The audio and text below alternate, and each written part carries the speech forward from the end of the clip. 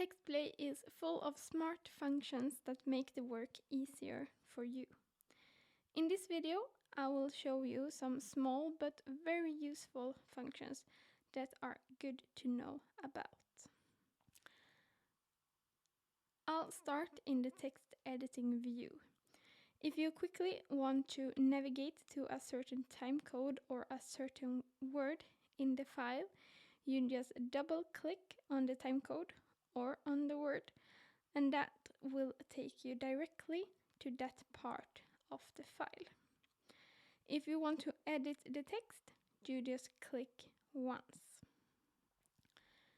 If you have a video with several speakers, it can be nice to add the names, so it's easier to see who says what.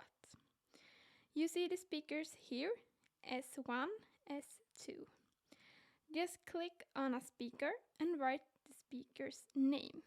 When I click on save, all S1 changes to that name I wrote. If you want to change just one speaker, you click on the speaker you want to change, write the name, and check this box, update only current speaker, and then click on save.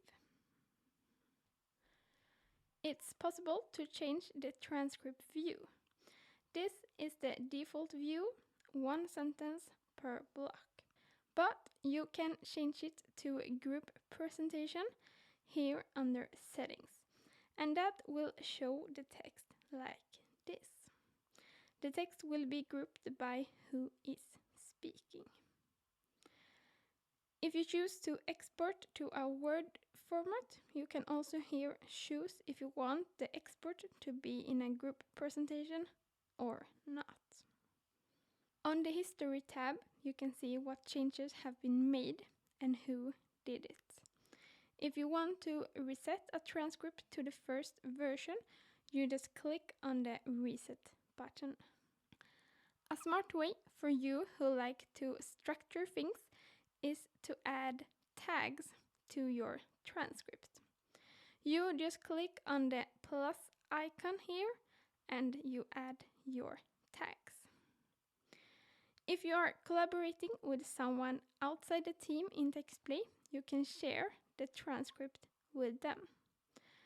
Click on the share icon, copy the link, and send it. The person who receives the link can see and download the transcript, but cannot edit. It's also possible to download your video or audio file from TextPlay, and you do it just by clicking here on download in the top.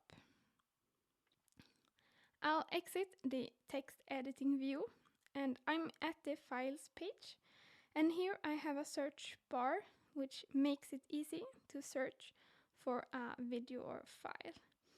I can also choose to include transcript if I want to search for a specific word that I know is in a transcript. And if I've added tags to my transcript, I can search with those as well. I've got two more functions that I want to show you. The first one is that you can set a credit limit. Either you can do it on a specific person in the team or set a default credit limit. To do it on a specific person, you navigate to the user's page. Click on the three dots next to the person and choose Set Credit Limit. To set a default credit limit, you navigate to your organization page by clicking the three dots at the top. Here you go to Credits and choose Set Default Credit Limit.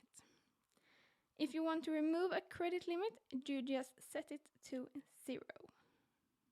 The last thing I want to show you is how you can set a team member to be an account manager. If a team member is account manager, the person gets the same rights to make changes as the owner of the team.